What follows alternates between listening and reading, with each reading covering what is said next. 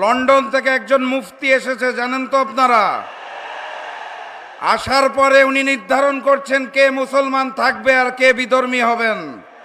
ওনার বক্তব্যের মাধ্যমে উনি ইসলামের ইতিহাস পরিবর্তন করে দিচ্ছেন।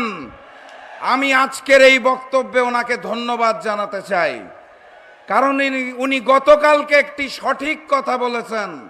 উনি বলেছেন 5 তারিখের পরে একটি দল নতুন করে জালেম হয়েছে যারা গুপ্ত ছিল। উনি সঠিক বলেছেন, আমি ওনাকে ধন্যবাদ জানাই। ট্রান্সপারেন্সি ইন্টারন্যাশনাল বাংলাদেশ টিআইবি একটি রিপোর্ট দিয়েছে। তারা বলেছে 5ই আগস্টের পরে বাংলাদেশে 600টি রাজনৈতিক সহিংসতা হয়েছে, যার মধ্যে 92% জন্য দায়ী, অর্থাৎ 550টি রাজনৈতিক সহিংসতার পিছনে দায়ী এই বিএনপি। তাহলে জালেমের নাম কি?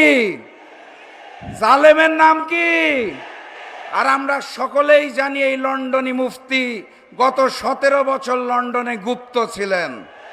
অতএব উনি সঠিক বলেছেন, নতুন করে যেই জালেম বিএনপি সৃষ্টি হয়েছে সেই বিএনপিকে 12 তারিখ আমরা লাল কার্ড দেখাবো।